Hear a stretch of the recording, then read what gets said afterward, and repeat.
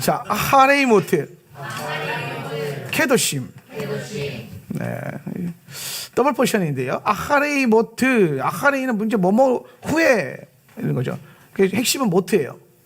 네, 모트가 중요한 거고, 케도심 뭐가 중요하겠어요? 임이니까 복수형이죠, 그죠?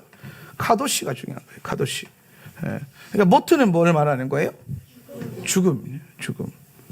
죽음이고, 그 다음에 따라오는 카도심은 뭐야? 거룩함이라고 돼 있잖아요. 거룩함들, 뭐 거룩함. 그러면 케도시는 거룩에 대한 거예요. 예. 그럼 이번 주간에 우리가 중요하게 훈련해야 될 것은 뭐냐면 죽음과 거룩함이다라는 거예요. 근데 이게 두 개 붙어 있어요, 그죠? 상호작용을 한다는 거예요. 그럼 죽는다는 것과 거룩한 것은 분리된 것이 아니다라는 거예요. 다르게 설명하면 아하레이모트가 먼저 왔죠. 물론 이게 순서상의 어떤 흐름은 우리가 영적으로 이해하는 거지만, 전 성경에 어떤 영적인 흐름이 있다고 생각해요. 흐름. 말씀도 여러분 보면요, 이게 막 편집된 것 같은데 아닙니다. 성경도 여러분 특히 토라 같은 경우는 토라가 베레시트부터 시작해가지고 베조 타브라카 혹은 하지누 이렇게 이제 첫 번째 포션과 끝 포션까지 쭉 흐르는 이 제목들 있잖아요. 예, 토라 포션의 제목들은 그 주의 토라 포션의 주 핵심 훈련과 주제를 설명하는 건데, 그 제목들만 연구를 해봐도 하나님의 말씀이 어떤 특정한 흐름 안에 있다라는 것을 알게 됩니다. 예. 그래서 이제 이 흐름이라고, 말씀이 가져가는 흐름. 예. 그러니까 하레이모트가 먼저고 거룩함이 온단 말이에요. 이 말은 뭐냐면은 죽는 게 먼저 와야 거룩해진다라는 거예요. 쉽게 설명하면 네가 죽어야 네가 거룩해질 것이다라는 거예요. 그러면 내가 지금 거룩하지 못한 이유는 뭐야? 네가 안 죽어서 네가 여전히 부정한 거야, 이 얘기를 하는 거예요. 예. 이해되십니까? 그러니까 여러분, 예수님을 믿는다라는 거, 이 믿음의 사건이, 잘 보세요. 이 믿음의 사건의 출발점이 어디에 있어요? 그렇죠. 예수의 십자가에 있죠. 예수님의 십자가에 있어요. 예수님의 십자가. 예. 여러분, 십자가는 거룩한 것입니까? 부정한 것입니까? 십자가는 나무에 달린 자, 그는 저주를 받은 자. 이거 원래 부정한 겁니다. 예, 부정한 거예요. 예, 부정한 거예요. 예. 십자가는 원래 부정한 거예요. 예. 그래서 예수께서 십자가에 달리셨을 때에 많은 사람들이 그가 하나님의 아들됨에 대한 권위를 무시했던 이유가 뭐냐면, 하나님의 아들이 어떻게 부정한 게 달리는 거예요. 예. 근데 여러분 잘 보세요. 십자가는 뭘 상징하냐면은 우리의 죄로 인해 타락한 세상을 의미하죠. 그죠? 죄로 인해 타락한 모든 세상, 요거에 대한 가장 함축된 장소가 십자가란 말이에요. 요거 이해되면 아멘. 이해 안 되면 아멘 하지 마세요. 근데 지금 자꾸 이제 이해 안 되는데 이해 되는 쪽 넘어가면 안 되니까. 자, 다시 설명해 보면, 죄로 인해서 타락한 세상이죠, 그죠? 그럼 여러분, 우리가 죄로 인해 타락한 세상, 이제 이 온 우주 만물이 타락했단 말이에요. 예, 지구가 타락했단 말이지.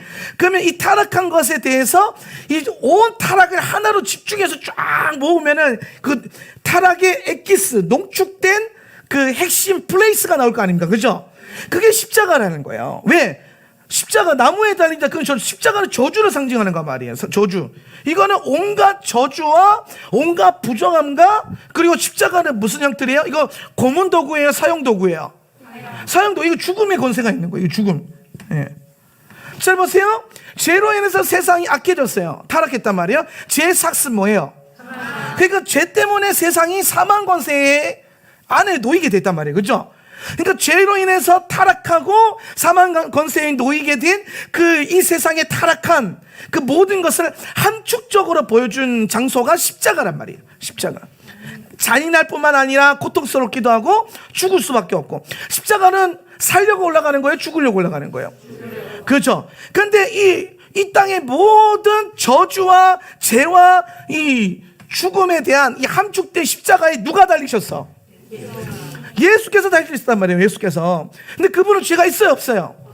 없단 말이에요. 그러니까 이 엄청난 세상의 함축 모델인 십자가에 이 땅에 유일하게 의로우신 의인이신 예수 그리스도, 그죠? 예수와께서 달리셨단 말이에요. 뭐 하려고? 잘 보세요, 여러분. 부정한 것이 있고 부정한 것이 있어요, 그죠? 부정한 것과 부정한 것이 붙었어요. 그럼 더 부정해지겠죠, 그죠? 예. 근데 부정한 것과 거룩한 것이 이제 만났어요, 붙었어요. 그럼 여기 뭐가 일어날까요? 충돌, 싸움이 일어나고 전쟁이 일어날 거란 말이에요. 예. 자, 여러분 거룩해요, 안 거룩해요? 거룩해요. 할렐루야. 예, 다행입니다. 잘 보세요. 여러분 거룩하단 말이에요, 그죠? 내가 거룩해요. 거룩한 내가 세상은 뭐예요? 부정하죠? 더러워요. 그럼 여러분 세상에 가서 여러분 뭐해요? 같이 더러워져요? 아니요. 가서 뭐해요? 싸우잖아요. 전쟁하잖아요. 그죠? 그럼 십자가에 달리신 예수는 의인이란 말이에요. 그죠? 가장 거룩하게 그분이 십자가에 달리셔가지고 이제 뭐 하시는 거예요? 이 땅에 있는 세상의 모든 죄와 부정함과 저주와 죽음과 뭐 하시는 거야? 싸우시는 거예요. 그러니까 십자가에 달리신 것은 예수 그리스도께서 행하신 가장 놀라운 영적인 전쟁이란 말이에요. 네. 그러니까 네가 정말 하나님의 아들이거든. 거기서 내려와 봐라, 살아봐라. 그럼 인정해 줄게. 근데 예수님은 그런 육신의 차원이 아니라 십자가에서 전쟁하는 차원으로 내가 지금 혼자서 이 세상의 모든 죄와 부정함과 더러움과 싸우고 있다. 뭐 하기까지? 죽기까지. 그리고 심지어 그리스도의 죽음을 통해서 피가 흘러야 죽어야 거룩해지잖아요. 그죠? 그러니까 예수께서 십자가에서 살아서 내려오는 건 사실 의미가 없는 거예요. 살아서 내려올 능력이 없습니까? 있다 그러잖아요. 아버지께서 하늘에 새 군단을 내게 허락하실 수 있는데, 새 군단입니다. 새 군단. 여러분, 군단이, 사단이 3개가 모이면 군단이 되거든요. 한 사단에 군사들이 몇 명이냐면 한 5만 명 정도 있다고 생각하시면 돼요. 5만 명. 예. 그러면 한 군단이면 15만 명이죠. 그죠? 세 군단이면 45만 명. 45만 명의 천사들이 내려와서 너네 다 싹 쓸어볼 수 있다라는 거예요. 근데 그렇게 하지 않는 이유가 뭐예요? 그 전쟁의 때가 아직도 오지 않았고, 지금 해야 될 전쟁은 뭐예요? 모든 죄를 그리스도의 피로 십자가에서 이기는 거란 말이에요. 네. 근데 이기는 원리가 뭐예요? 죽는 거란 말이에요. 그걸 보여주신 거예요. 자, 여기서 여러분 중요한 거. 여러분이 이제 거룩해졌어요? 깨끗해졌어요. 세상에 나가서 부정하고 싸워요. 그럼 여러분이 세상에서 해야 될 싸움은 어떤 싸움일까요? 무슨 싸움이에요? 머리끄댕이 잡는 싸움이에요? 무슨 싸움이에요? 지키는 싸움이에요? 아니, 자세히 보라니까. 십자가에서 예수님 어떻게 싸웠냐고. 죽으려고 싸웠단 말이에요. 그죠? 죽기까지, 죽는 걸 포기하지 않으셨단 말이에요.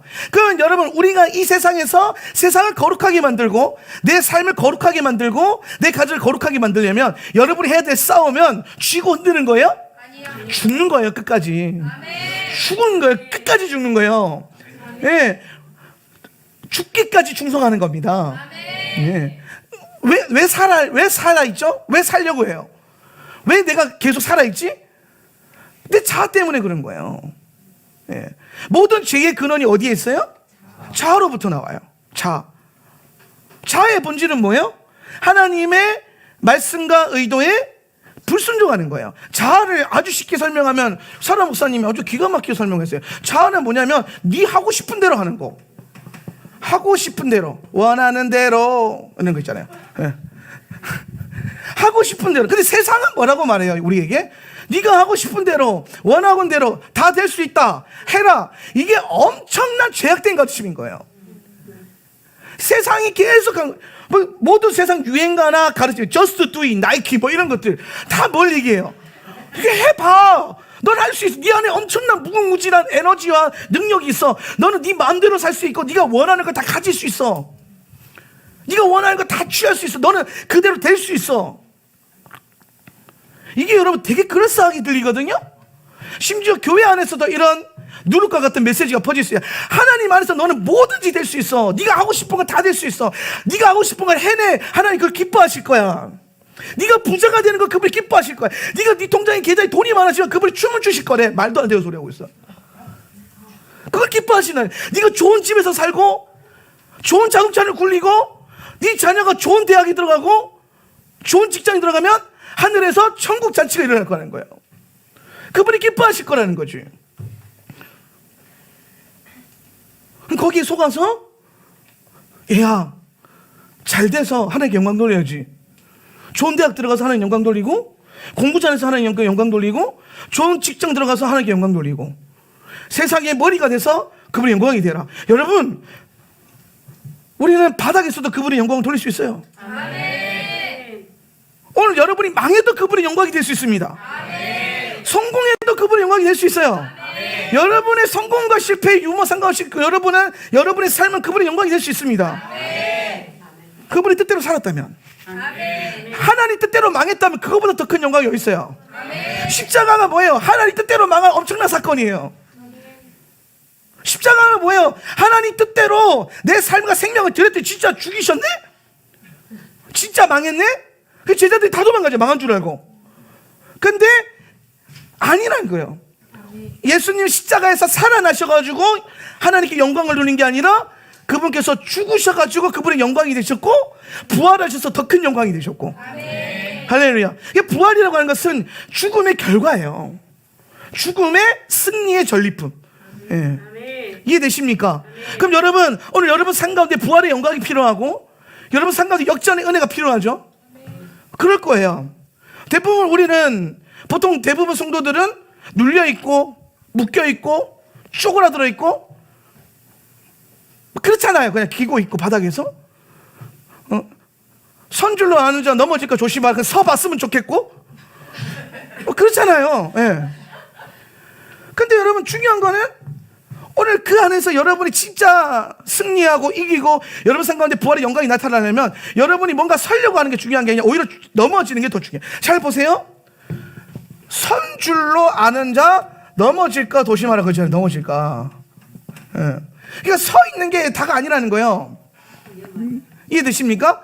먼저 된 자가 나중 될 것이고, 나중에 있는 자가 먼저 될 것이다. 죽고자 하는 자는 살 것이요, 살고자 하는 자는 죽을 것이다. 이순신 장군이 한 말이 아니에요. 누가복음에 나오는 말이에요. 예, 이해되십니까? 예.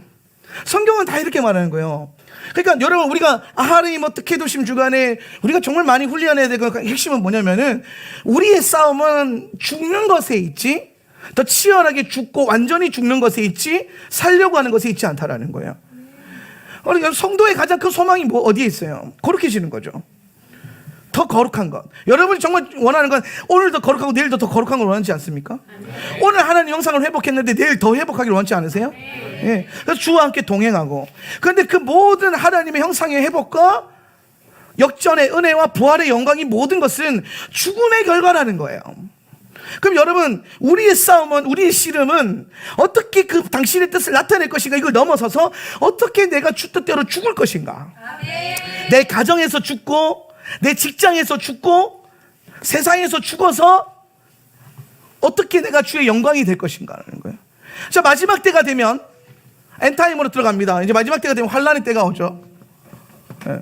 환란의 때에 있어서 가장 핵심적인 부르심은 뭐예요? 가장 중요한 부르심은 어디에 있어요? 환란의 때에 죽는 것에 있죠. 환란의 때 끝까지 살아남으라 그랬어요? 계시록을 쭉 공부해보니까 뭐래요? 죽기까지 충성하고 그리스도께 생명을 아까워하지 않고 드린 자들, 오늘 짐승의 표를 받지 않고 짐승의 형상에 절하지 않아서 끝까지 믿음을 죽기까지 지킨 자들은 부활의 첫째 부활, 그렇죠? 첫째 부활의 영광을 누릴 것이다라는 거예요. 첫째 부활은 누가 들어가요? 환란의 때에 죽기로 결단하고 죽음을 향해 나아간 자들, 죽기까지 충성한 자들. 성경은 다 자세히 보면은 어떻게 하면 너희가 죽어야 되는가, 어떻게 죽을 것인가, 그리고 죽으면 어떻게 되는가에 대한 얘기를 하고 있는 거예요. 그런데 세상을 잘 보세요. 우리가 육신적으로 많이 치우치면 이게 영과 육의 원리도 마찬가지인데, 영이 살아나면 육이 죽죠. 그죠? 육이 살아나면 어떻게 돼요? 영이 죽는 게 아니라 영이 잠드는 거예요. 할렐루야. 예, 영어를 잘 써야 돼요. 여러분이 살아난 영은 잘 안 죽어요. 예, 그럴 리가 잘 없어요. 그리스도께서 어떻게 살리신 영인데. 할렐루야. 예, 그러니까 육이 살아나면 영이 어떻게 된다? 잠든다는 거예요. 영이 잠들어요. 예. 그러면 영이 잠들면은 육신의 감각이 살아나거든요. 그래서 자꾸 어떻게 잘 살아볼까 이 고민해요. 어떻게 살아볼까? 어떻게 살까? 내가 지금 어떻게 살고 있는가? 근데 영이 살아나 있는 사람들은 이게 고민이 바뀌어 있어요. 내가 지금 어떻게 죽고 있는가? 얼마나 죽고 있는가? 아침에 딱 눈 떴을 때 처음 기도가, 하나님 내가 오늘 어떻게 죽기를 원하십니까? 기도의 방향과 본질이 바뀌는 거예요. 사는 게 능사가 아니라는 거를 영이 살아나면 알아요. 영이 살기 시작하면, 영이 살아나면 영적인 세계는 보이지 않는 세계죠. 그죠?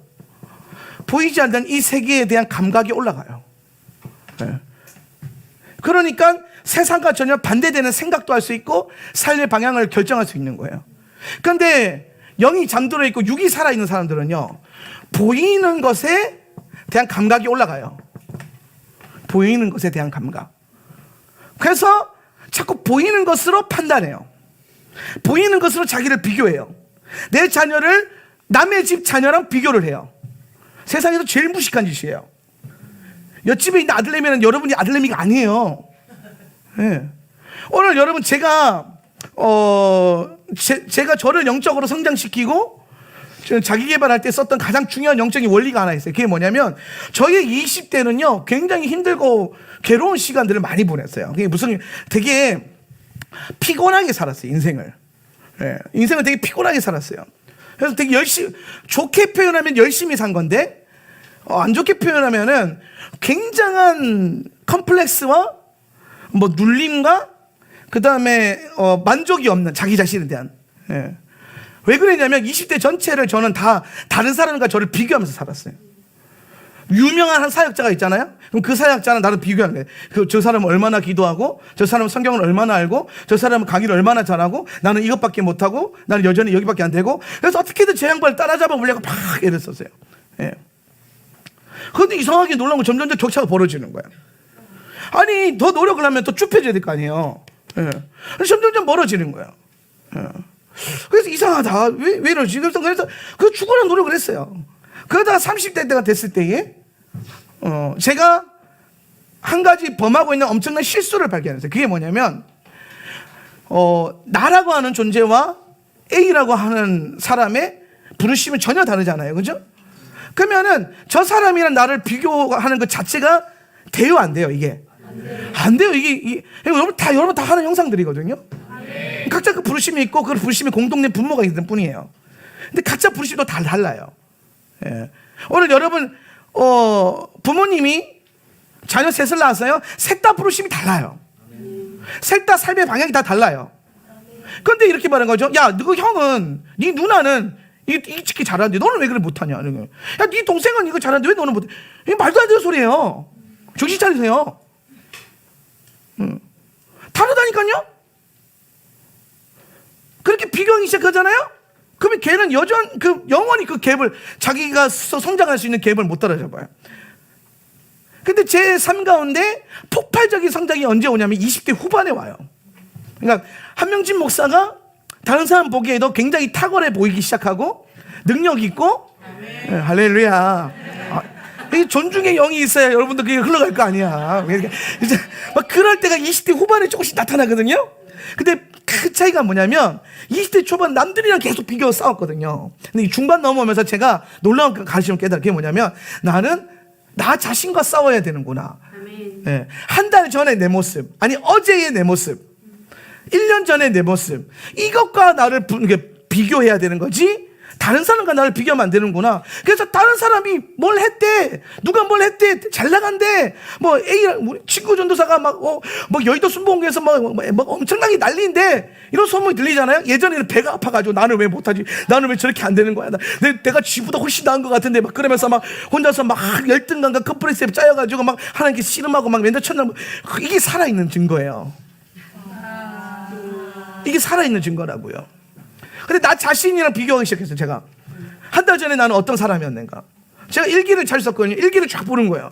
무슨 일기 주제가 뭐였는지, 작년에 일기 주제가 뭐였는지, 계획을 많이 세웠어요. 작년에 난 무슨 계획을 세웠는지, 한 달 전에 난 무슨 계획을 세웠는지, 한 달 전에 나는, 지금의 나는 얼마나 성장했는지, 나 자신과 계속해서 비교하면서 내가 얼마나 성장했는지 체크했어요. 그랬더니 엄청나게 성장이 되더라고요. 물론 지금도 뭐 주변에서 누가 잘 나간다더라, 잘 된다더라 그러면은 사람이 귀가 있으니까, 귀가 있으니까 막 들려와요. 막 신문에 나온다 그러면 나는 왜 신문에 안 나오지? 막 이런 생각들 하죠. 그런데 그게 중요하지 않은 걸 알잖아요. 다시 돌아가는 거예요. 한 달 전에, 1년 전에 나는 어떤 사람이었는가. 1년 전과 지금은 내가 더 말씀 안에서 혹은 뭐 지성적으로, 영성적으로, 혹은 인격적으로, 성품적으로 더 성장했는가? 더 나아졌는가? 아니면 오히려 더 못해졌는가? 내 나이 때 내 동기 목사들, 선배 목사들이 어떻게 하고 있는가? 전혀 관심 없어요. 관심 둘 이유도 없고. 중요한 건 내가 얼마나 성장했느냐, 내가 얼마나 자랐느냐, 이걸 보는 거예요. 근데 그걸 체크하기 시작하잖아요? 내가 나를 성장시킬 수 있는 방법은 딱 하나밖에 없어요. 자꾸 나를 죽이는 거예요. 예. 자꾸 나를 죽이는 거예요. 비교하면서. 내가 여러분, 이 성장이라고 하는 건 죽어야 나오는 거거든요. 특히 영적인 성장은. 영적 성장이 안 될 때는 뭐가요? 내 육신이 하고 싶은 대로 하는 거예요. 먹고 싶은 대로 먹고, 자고 싶은 대로 자고, 하고 싶은 대로 하고. 그럼 영이 점점 잠들고 영이 자라지 않아요. 예. 근데 나는 작년에 비해서 얼마나 더 많이 나 자신을 죽였는가? 얼마나 내 그 성품과 인격은 더 죽어 있는가? 예. 예를 들어서 뭐 작년에 내가 한 달에 막 10번 정도 소리 질렀다면 올해는 몇 번 소리 지르는가? 뭐 이런 것들. 예. 내가 우리 뭐 부격자나 사역자 훈련시킬 때에 레이저를 100번 쐈다면 올해는 얼마나 쏘는가? 이런 것들. 예. 누군가가 실수를 했을 때에 내가 그 실수를 얼마나 더 내 그리스도의 성품과 인격으로 받아들여지고 있고 훈련시키고 있냐, 이런 것들을 자꾸 점검하는 거예요. 안 하는 것 같지만 해요. 저도 합니다. 네. 제가 여러분에게 14년도에 목사 안수를 받았거든요. 2014년도에 목사 안수 받고, 그 목사 안수 받을 때에 그 해에 우리 교회 성도들 첫 예배 때 제가 한 멘트가 하나 있어요. 그게 뭐냐면, 지금의 한명진 목사는 여러분 보시기에 부족할 수 있다. 이제 목사 1년 차니까 부족할 수 있다. 그런데 10년 후에 나는 지금보다 훨씬 더 나은 목사가 되어 있을 것이고, 20년 후에 나는 그것보다 더 훨씬 나은 목사가 되어 있을 것이고, 30년 후에 나는 그보다 더 훌륭한 목사가 되어 있을 거다. 그러니까 지금의 부족한 나를 보고 따라오는 게 아니라 30년 후에 굉장히 괜찮아질 목사님을 바라보면서 따라와라. 근데 그때 그 메시지 들은 분들이 거의 없네요. 네. 여러분, 집사님 계시네요. 네. 수혜자죠. 보게 될 것입니다. 여러분은 정말 좋을 때 오신 거예요.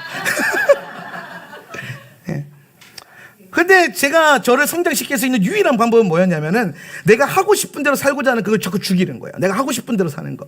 이게 뭐냐면 자아란 말이에요. 자. 끊임없이 올라오는 이 하고 싶은 대로 사는 자. 예. 우리 와이프가 그러더라고요. 자기가 엄청난 걸 깨달았대요. 그게 뭐냐면은, 하고 싶은 대로 살면은 범죄자가 된대요. 근데 우리 아이들을 훈련시키고 있잖아요, 학교에서. 근데 놀라운 것도 발견했대요. 우리 교회 애들 얼마나 훈련 잘 돼 있어요. 기도 열심히 하고 예배 열심히 드리고 말씀 볼 줄 알고 세계관도 참 멋있고, 그런데도 이 아이들 안에도 범죄자가 될 기질들이 있다는 거지. 무슨 기질이요? 하고 싶은 대로 살고 싶은 마음과 때론 그걸 이기지 못하는 실수들이 나온다는 거죠. 물론 많이 좋아지고 있겠지만 여전히 있다는 거예요. 예. 그러니까 이제 우리 와이프는 거예요. 그러니까 학교 교육의 핵심은 뭐냐면, 하고 싶은 대로 사는 게, 허락해 주는 게 핵심이 아니라, 이게 예전에 그 프란시스 베이컨이, 저도 교육학을 전공했기 때문에 프란시스 베이컨이 미국에 열린 교육을 도입시켰거든요. 열린 교육의 핵심이 뭐냐면, 네가 하고 싶은 대로 해. 공부하고 싶으면 공부하고, 하기 싫으면 하지 마. 그러면 네 창의력이 더 좋아질 거야. 그래가지고 미국의 문맹률이 엄청나게 올라갑니다. 미국의 문맹이 엄청 많아요. 미국의 교육 편차가 엄청 커요. 예. 프란시스 베이컨의 열린 교육 도입 이전에는 미국은 주입식 교육의 핵심이었어요. 예. 미국이 처음부터 열린 교육 하지 않았어요. 예. 근데 여러분 그거 아십니까? 주입식 교육의 온산지인 유대인들, 주입식 교육의 온산지인 중국과 일본, 요 나라들은요 엄청나게 많은 노벨상을 타요. 근데 정작 좌파 교육, 진보 교육으로 열린 교육을 했던 나라들은 문맹률만 높아지지 창의력은커녕 속는 거예요. 사람을 통제 시스템 안에 가두기 위해서 바보로 만드는 거예요. 생각하지 못하게 만드는 거예요. 결국에는 뭡니까? 내가 하고 싶은 대로 하겠다. 결국에는 범죄율만 올라갈 거예요. 범죄율만. 예. 저는 우리나라에 가끔 이제 우리나라 청소년들, 우리나라 젊은 세대들의 범죄율의 증가에 대해서 우려를 많이 갖고 있어요. 옛날과 참 많이 달라졌죠? 요즘에는 뭐 폐륜 범죄는 범죄도 아니야. 뉴스에 나오지도 않아요. 이제는 재미가 없다고. 그만큼 굉장히 심각해졌거든요. 근데 그거가 동시에 뭐가 들어와 있냐면은 우리나라에서도 여전히 열린 교육과 뭐 이런 그 진보적 마인드의 좌파 성향의 교육들이 한국 땅에 들어왔어요. 예. 그러다니 이제 점점 사람들이, 애들이 하고 싶은 대로 사는 거예요. 선생님에 대한 존중이 없어요. 예. 선생님 좀만 뭐라고 하면은 반항하고 왜요? 그러고. 선생님 막 뭉디에 들면은 핸드폰 들고 막. 교권도 무너져 있고 인권도 무너져 있고 부모에 대한 존중도 다 무너져 있어요. 뭐 때문에? 인권이라는 것 문제 때문에.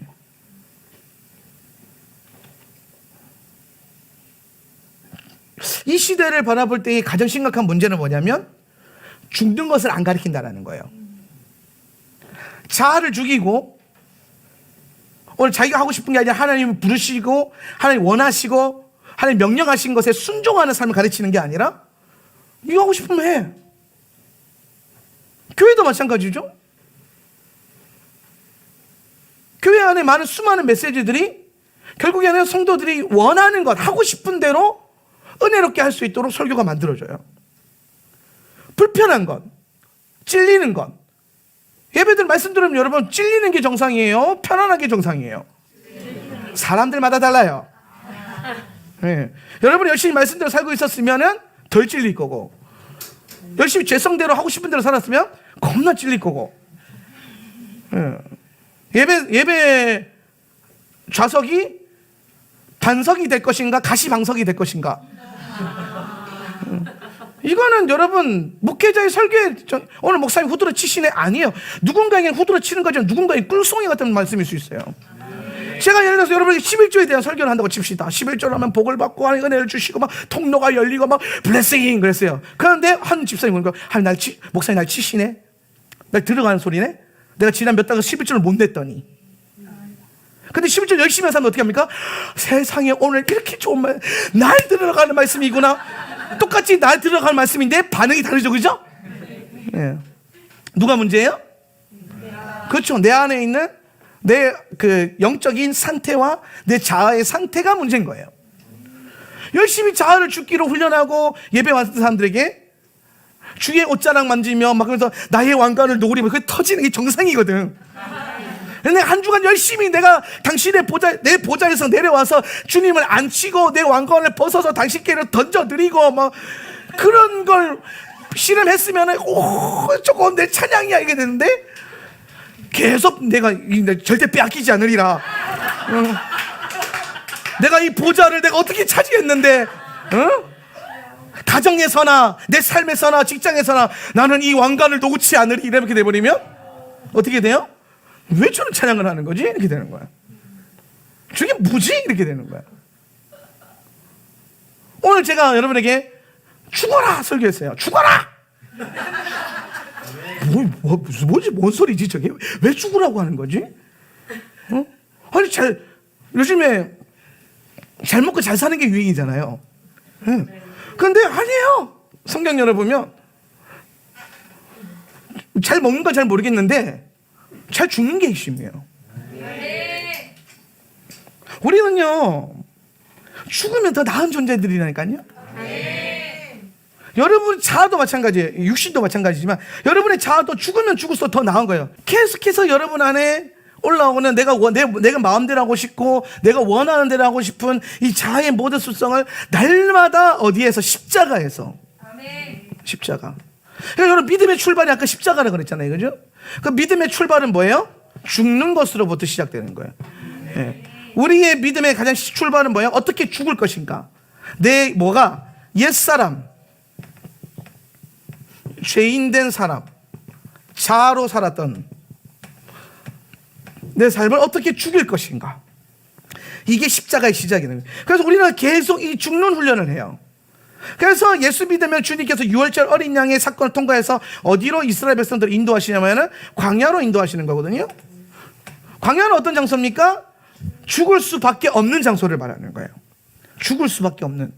그러니까 여러분 삶 가운데 여러분이 어찌할 수 없는 고난이 올 수 있고, 여러분이 손쓸 수 없는 어떤 막힘과 답답함과 어떤 광야와 같은 상황이 벌어질 수 있습니다. 근데 여러분, 그걸 바라보는 시선이 좀 바뀌어야 돼요. 여러분이 손쓸 수 없는 그때가 가장 탁월할 때예요. 여러분이 가장 하나님 말씀과 하나님의 은혜로 반응할 수 있는 유일한 때예요. 사역자에게 있어서 가장 핵심 포인트는 자기 힘을 의지하지 않는 겁니다. 자기 능력을 의지하지 않는 거예요. 네. 그래서 하나님이 쓰시는 사람은 잘난 사람이 아니에요. 능력이 있는 사람이 아니에요. 순종을 잘하는 사람이에요. 네. 너무 능력이 있는 분들은요, 나중에 넘어져요. 보니까 사역자들 중에서도. 근데 능력이 있는데 그 능력을 의지하고 날마다 자아를 십자가에 못 박고 자기 능력과 힘을 십자가에 못 박히고, 아니 저렇게 잘난 분이 날마다 기도하면서 주님 은혜 주세요 하는 그런 분들은 하나님이 계속 쓰시는 거예요. 아멘. 할렐루야. 아멘. 예. 여러분이 절로 기도할 때 우리 목사님 날마다 더 죽게 하여 주시옵소서, 죽여 주시옵소서 이렇게 돼야 돼. 이해되십니까? 네. 내가 잘 죽는 게요, 여러분이 복 받는 길이에요. 아멘. 할렐루야. 네. 오늘 우리 안에, 여러분도 마찬가지입니다. 여러분 가정 안에 여러분의 부모가 날마다 자아를 십자가에 못 박으면 그 가정은 이제 거룩해져 가고 그 가정은 부활의 영광을 누리기 시작하는 거예요. 근데 가정이 혼란스럽고 복잡해지고 가정 안에 막 그 풍비박산이라 그러죠. 그런 일이 일어나는 경우가 언제예요? 자아가 10%게 살아있을 때 막. 우리 엄마 아빠가 자아가 서로 충만할 때 뭐가 일어납니까? 부부싸움이 일어나죠. 막. 부부싸움은 자아가 충만할 때 일어나는 거예요. 그렇잖아요. 네가 잘났냐 내가 잘났냐, 그거 핵심이잖아요. 누가 잘났냐? 아니죠. 서로 죽으려고 해보면 어떻게 해요? 싸우실까요? 아니죠. 오늘 우리 자녀들도 마찬가지입니다.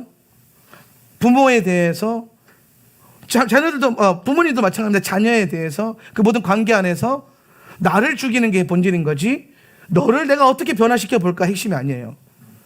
예. 자꾸 죽고 드리고 주님이 일하시도록. 예. 할렐루야. 포기와 기도는 달라요. 하나님께 내어주는 거랑 포기하는 거랑 달라요. 어떤 분들이 잠깐 오해하세요. 아유 목사님 나 하나님께 맡겼어요. 도저히 안 돼요. 맡겼어요. 맡긴 게 아니에요. 포기한 거지. 맡긴 사람은 그렇게 말하지 않아요. 맡긴 사람은 기도하기 시작하는 거예요. 사생결단하며 기도합니다. 하나님께 맡기려고 기도하는 거예요.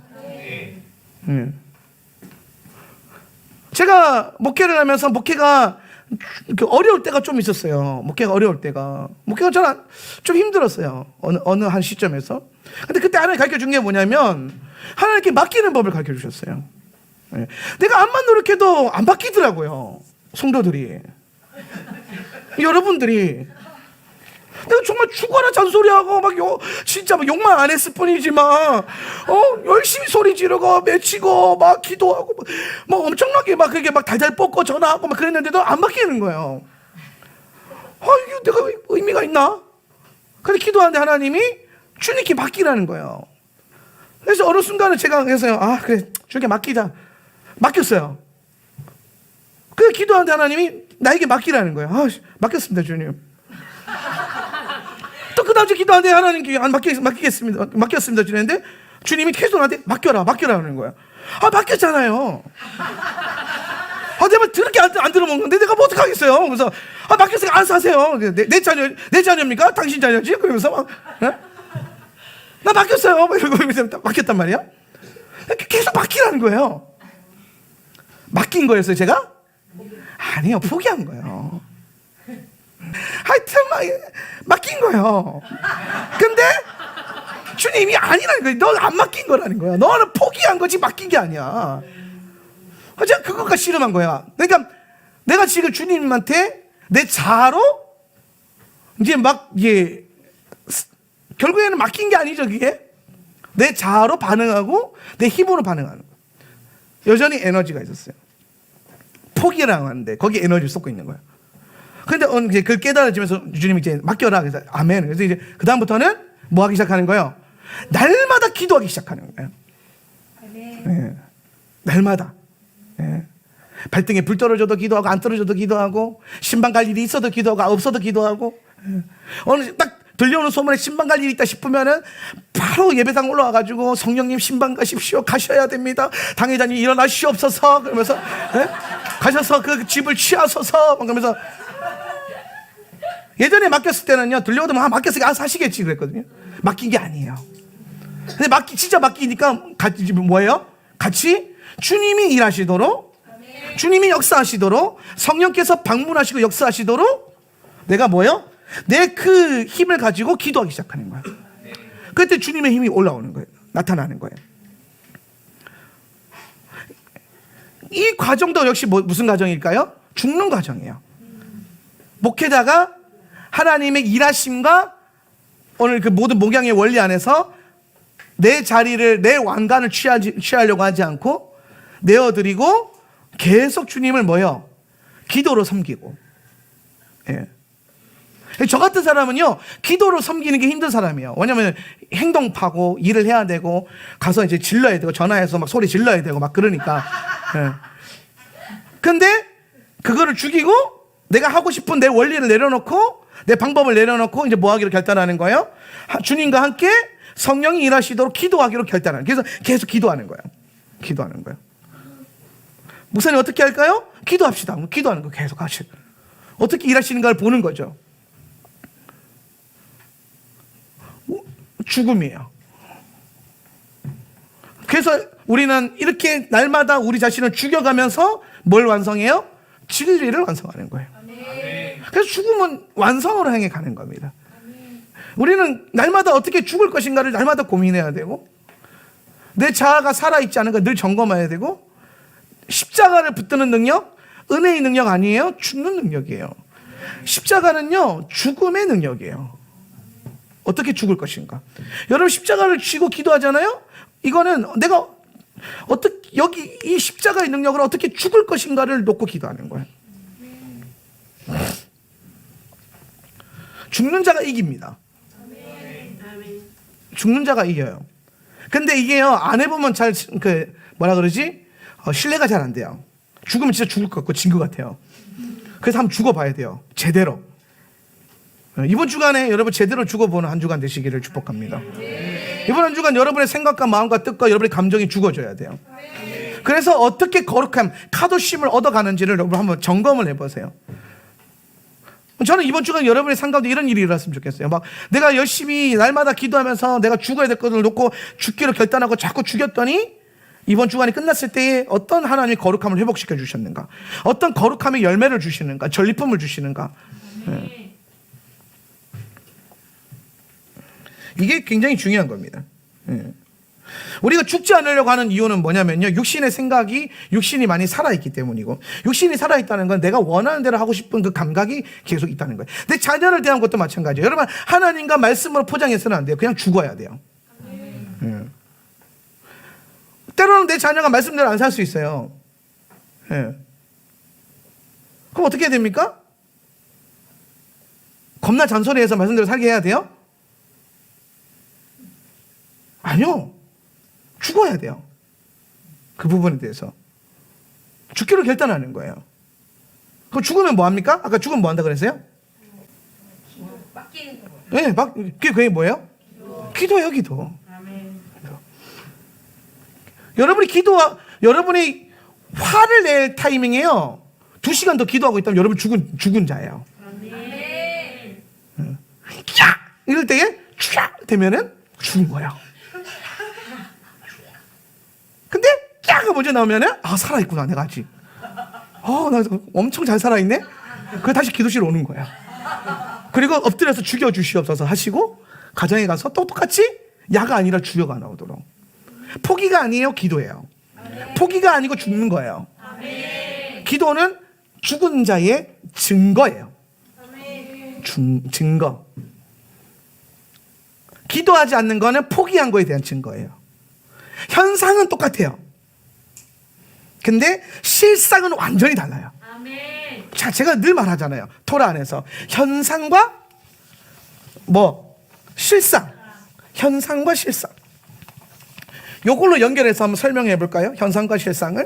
자, 현상으로 보면 죽은 것과 포기한 삶, 요 두 가지 삶이요. 현상으로 보면은 똑같아요. 그죠? 내가 하지 않겠다. 내가 소리 지르지 않겠다. 내가 내 힘으로 뭔가를 쥐락펴락하지 않겠다. 현상으로 보면은 비슷해 보여요. 포기한 거나 죽은 거나. 근데 실상으로 들어가 보면 죽었을 때는 뭐 한다 그랬어요? 기도한다 그랬죠? 네. 포기한 사람은 뭐 한다 그랬어요? 기도하지 않는다 그랬죠? 그죠? 네. 그럼 잘 보세요. 영의 실상으로 들어갔더니 기도하면은 이제 이 현상계 가운데 내 기도가 역사하기 시작하죠. 그죠? 네. 영적인 개입이 일어나는 거야. 포기한 사람 기도 안 하잖아요. 그죠? 그러니까 이 문제에 성령이 개입을 못 해요. 안 해요. 그러니까 변화가 나타나요? 안 나타나요? 안 나타나요. 이거 변화 나와요? 안 나와요? 나올 수밖에 없어요. 이거는. 여러분의 기도의 능력 얼마나 대단한데. 여러분이 기도하면 하나님 일하세요. 하나님이 일하는 장소에는요 누군가의 기도가 깔려있기 때문이에요. 할렐루야. 오늘 여러분 이 교회에서 예배 누리고 은혜를 누리고 여기서 나타나는 하나님 역사를 보고 있잖아요. 그죠? 그건 여러분이 기도하고 아니면은 이 교회를 떠났지만은 앞세대 윗세대가 있잖아요. 광야 1세대처럼 여러분 눈에 보이지 않지만 이 자리에는 오늘날 이 예배와 이 사역과 이 하우는 센터처치의 기름 부음을 위해서 기도했던 수많은 사람들이 있었어요. 그 기도가 있었기 때문에 오늘 우리가 그 은혜를 누릴 수 있는 겁니다. 할렐루야. 하나님의 역사는 그냥 일어나는 게 아니에요. 누군가가 기도했기 때문이고 우리는 그 능력을 의지해서 기도로 하나님의 일에 동참하는 거예요. 영적인 세계에 무지한 분들이 늘 하는 말이 있어요. 기도만 하면 다냐? 행동을 해야지. 아니요. 기도만 해도 충분해요. 이 도전을 드리고 싶은 거예요. 물론 여러분 어떤 분들에게 이 부르심에 따라 다른 거예요. 부르심에. 기도로 부른 자가 있어요. 이분은 평생을 여기 앉아서 기도를 해. 나라 민족을 위해서, 교회를 위해서, 목회자를 위해서, 가정을 위해서, 주님의 나라를 위해서. 근데 어떤 분들은 열심히 싸돌아다니면서 막 운동을 해요. 막 피켓도 들고 선포도 하고 막 광야교회에서 텐트 치고 그 잘못 떨기도 하고 막 삭발도 하고. 근데 그 모든 걸 통해서 그런 능력이 나타날 수 있는 게 누군가가 앉아서 기도하고 있기 때문이에요. 이해됩니까? 얘네가 움직일 수 있는 힘의 근원이 어디서 나와요? 여기서 나오는 거예요. 여기서 기도하는데도, 기도실에서, 열방에서 혹은 아랍 땅에서, 이스라엘에서 붕이 터져나오고 있습니다 소식을 들리잖아요. 거기에 할렐루야 할 수 있는 사람은 그 땅을 위해서 기도했던 그 한 사람이에요. 자기 기도가 응답됐다는 거예요. 말도 안 되는 소리 같잖아요. 아니 지가 기도한다고 이스라엘이 바뀌었는데 그게 지가 기도해서 된 거야? 기도 안 하고 안 될까? 안 돼요. 저는 확실히 누군가 기도했기 때문에 그 일이 일어나는 거고, 그 응답이 떨어졌으면 그 내 기도 응답 맞아요. 물론 그 이름에서 하나님 수많은 기도자들을 부르셨을 겁니다. 거기 순종해서 기도한 사람들이 엄청 많을 거예요. 그런데 그런 사람들의 기도 때문에 주님의 일이 일어나고 있는 거예요. 뭐예요? 실상에서 내 가정의 문제, 교회 안에서의 관계적 문제, 내 영혼의 문제에 있어서 포기한 사람과 죽은 사람은요 현상이 아니라 실상에서 달라지는 거예요. 하레이 모터를 이룬 사람은요 현상으로 구별 안 돼요. 현상은 깜빵 속을 수 있어요. 심지어 자기도 속아요. 여러분 속았었잖아요. 이게 다 맞겠어요? 이게 다 내어드립니다. 난 가벼운 멍에만 칠 거야. 이제 주님 멍에만 좋다. 세상 편하네. 싫으면 안 해도 된다. 막 맡긴 거예요? 죽은 거예요 이게? 하나님의 하시는 일에 포기한 거예요. 내가 거기 연합되는 거를. 현상으로 보면 안 돼요. 심지어 사람들 그래서 저한테 와서 그런다니까요. 목사님 저한테 다 포기했어요. 다 내려놨어요. 주께 다 맡겼어요. 근데 내게는 목사님 다 포기했어요. 어떻게도 안 돼요. 나의 포기는 하나님의 시작이거든요.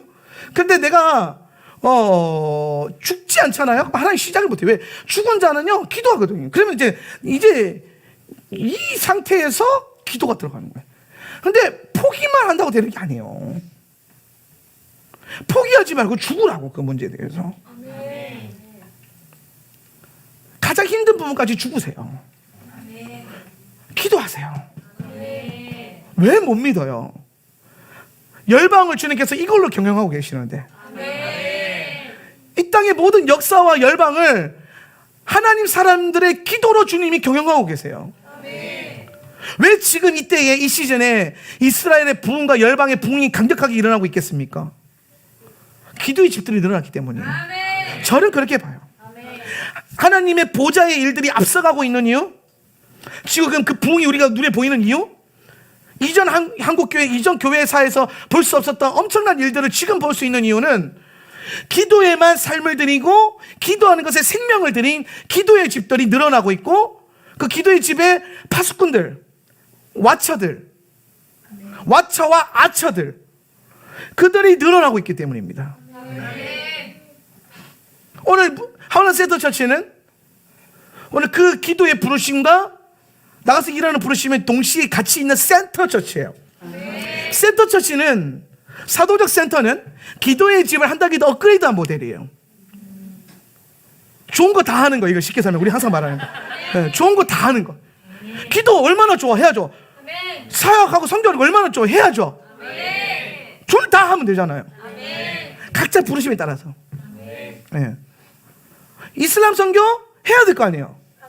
네. 나가는 자가 있어야 될 거고, 기도하는 사람도 있어야 될 거고, 재정 보내는 사람도 있어야 될 거 아니에요. 부르심대로 다 있는 거예요. 근데 나는 이슬람보다는 이스라엘이 더 좋아. 이스라엘 하세요. 다만 이슬람 하는 사람들은 제발 욕하지 말라고. 센터 처치니까. 네. 나는 이스라엘 중동 잘 모르겠거나 몽골 하세요. 왜? 뭐 어때? 몽골 가서 치거리면서 기도하시라고. 네. 몽골 그 계획에서 기도. 나도 몽골 너무 좋아해요. 갑자기 본심이 나왔는데, 몽골에 왜 좋아하냐? 몽골에 고기가 엄청 많은데 싸요. 활개치며 다닐 수 있어. 내가 막 가는 곳곳마다 풀떼기보다 고기가 더 싸요. 얼마나 좋은지 몰라요. 네.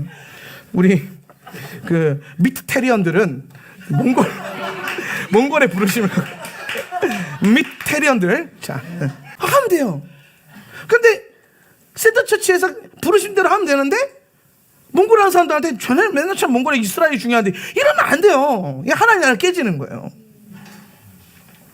기도를 하면 돼. 내 분량만큼 하면 돼요. 이슬람이든 이스라엘이든 몽골이든 캄이든 태국이든 하면 되죠. 좋은 거 다 하라고 표현하잖아요. 네. 기도하면 돼요. 기도만 하는 사람들 많아져야 됩니다. 나가서 직접 땅을 받는 사람들도 많아져야 됩니다. 성경 가르치는 사람들도 많아져야 되고, 전도하는 사람들도 많아져야 되고, 은사 사역 나타내는 사람들도 많아져야 돼요. 같이 많아져야 돼요. 그게 부흥이 올 거 아닙니까? 요것만 많아지면 안 돼요. 그 부흥이 아니에요. 마지막 때의 가장 큰 부흥은 이 글로벌적으로 전 모든 영역에서부터 강하게 빡 일어나는 거예요. 근데 그 핵심이 뭐냐면 기도예요. 기도. 저는 여기에 포커스를 두는 거예요. 기도. 우리 기도의 집이 있고, 기도의 집에 기도에 쌓여서 나가는 자들도 있고, 나가서 또 기도하는 자들도 있고. 네.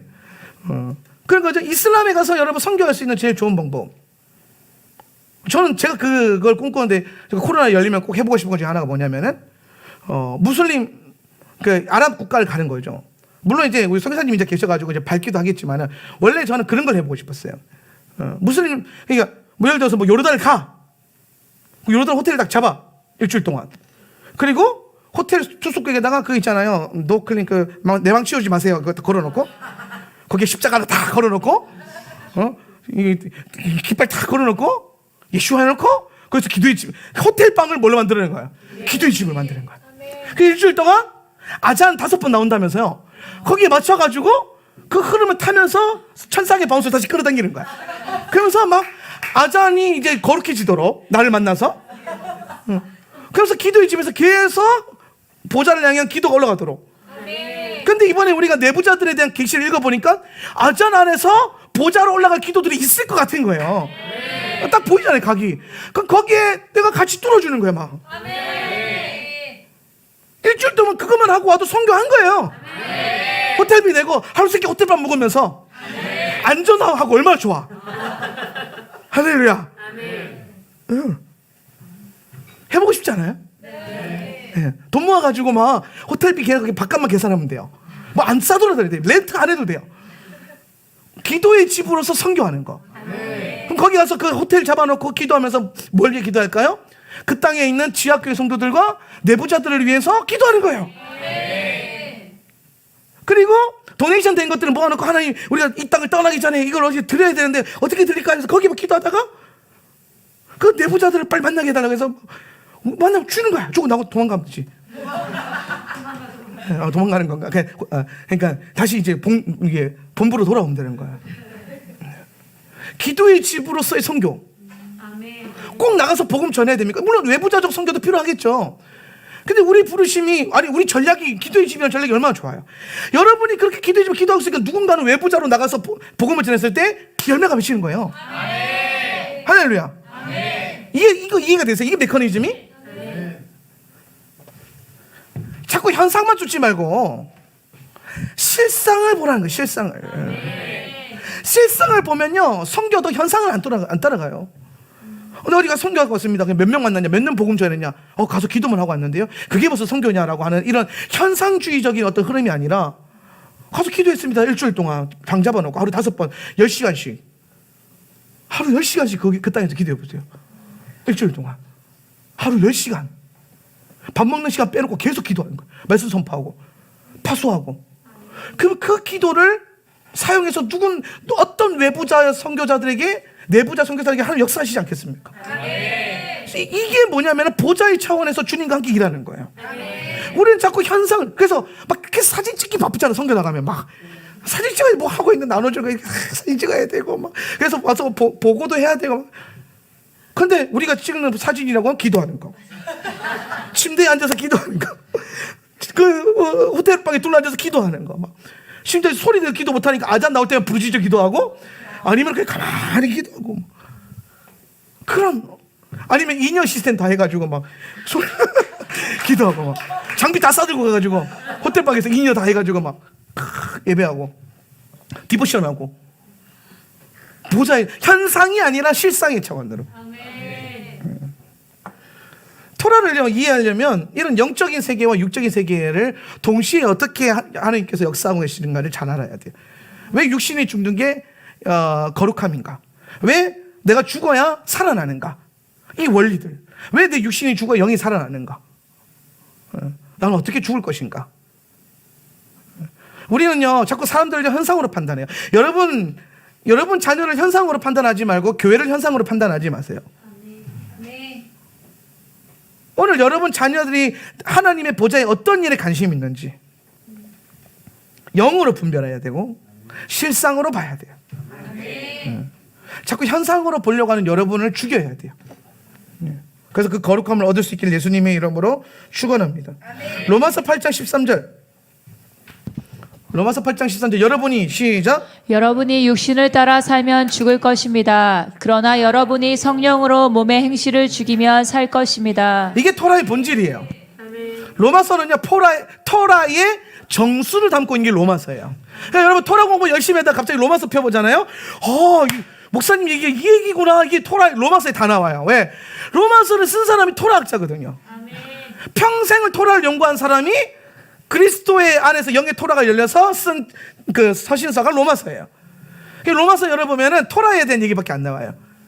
근데 로마서 읽어보잖아요. 제가 토라를 가르치면서 했던 말 다 나와요. 죽어야 살고, 영이 죽으면 육이 살아나고, 육이 죽어 영이 뭐 이렇게 육이 살아나면 영이 죽고, 뭐 육신의 생각, 영의 생각.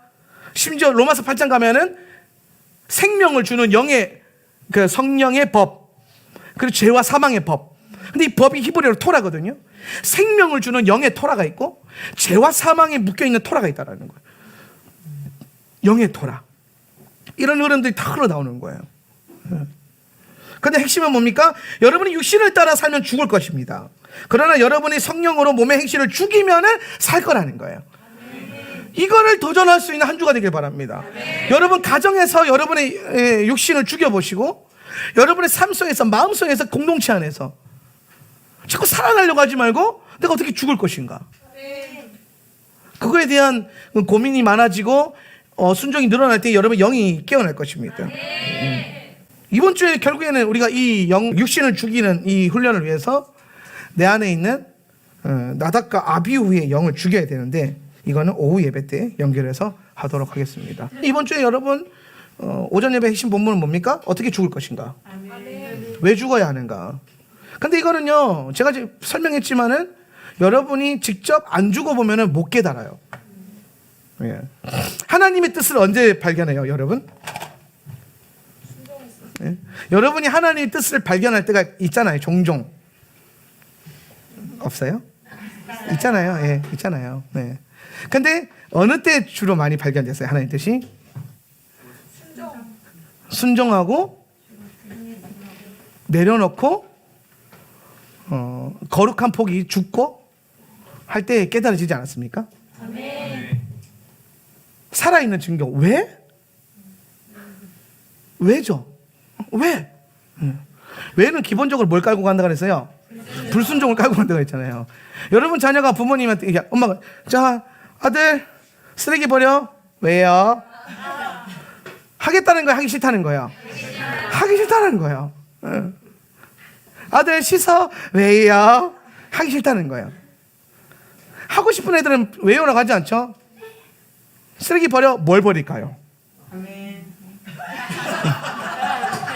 무엇을 버릴까요? 플라스틱 캔 고철 종이 무엇을 원하십니까? 하고자 하는 자는 입술의 고백이 바뀌어요. 근데 여러분 우리가 하나님 앞에서도 마찬가지. 하나님께서 뭔가 말씀하세요. 근데 하나님 앞에 Why라고 묻는 사람들이 있어요. 하기 싫다는 거죠. 근데 순종하고 저거냐면 하나님 내가 어떻게 하길 원하십니까? 하나님 말씀 앞에 How로 반응하는 거죠. 죽어라.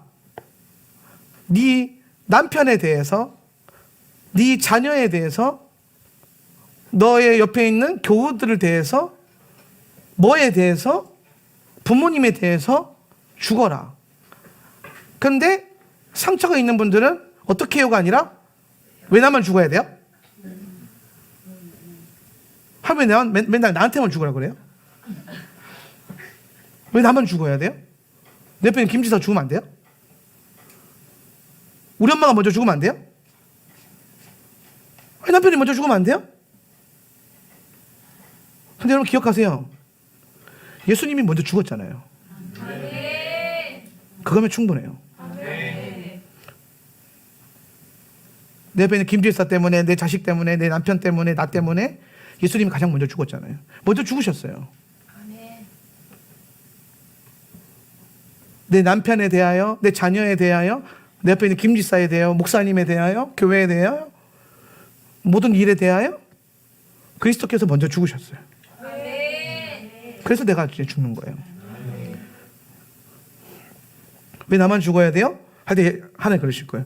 아니야, 내가 다 죽었잖아. 내가 먼저 죽었잖아. 내가 보여줬잖아. 너만 죽는 거 아니야. 사실은 네 옆에 김지도 죽고 있다. 아니야, 네 남편도 죽고 있어. 내가 살려줄 것 같아? 이런 거죠. 내가 걔를 살려둘 것 같아? 아니야. 근데 네가 죽어야 걔가 죽고 있는 게 보일 거야. 그 죽어 있잖아요. 그러면은 같이 죽고 있는 동지들이 보이기 시작해요. 저 죽고 있구나 저기도. 그럼 이제 들려오는 소문이 나만 억울한 줄 알았고, 나만 힘들고, 나만 괴로운 줄 알았는데 다 같구나. 심지어 목사님도 똑같은 걸로 고민하시는구나. 다 똑같아요. 근데 내가 너무 자아가 시퍼렇게 살아있으니까 하나님이 일하시는 것과 같이 죽어가고 있는 영적인 동지들이 안 보이는 거예요. 이번 주간에 여러분 아하리모트 주간 죽은 후에 무엇이든 무엇에 대하여든 죽기로 결단해 보세요. 포기하지 말고 현상 아니고 실상 기도로 날마다 육신을 쳐서 죽이는 겁니다. 이번 주간이 끝났을 때에 정말 죽어라 노력해서 죽으면 주님께서 놀라운 영광 가운데 살려주실 거예요. 샤밧에 부활의 영광이 임할 것입니다. 한 주간 잘 죽으시고 샤밧 샬롬 할 때 살아나시고 그 다음 토라로 또 한 단계 레벨업해서 들어가면 돼요. 올해 못 죽었다? 괜찮아요. 내년에도 캐도시 와요. 또 와요. 내년에 죽어야 될 영역들이 또 있을 겁니다. 올해 여러분이 어떻게 죽을 것인가 잘 고민해 보시고 주님 부르심 앞에 잘 순종해가는 저 여러분 되었으면 좋겠습니다.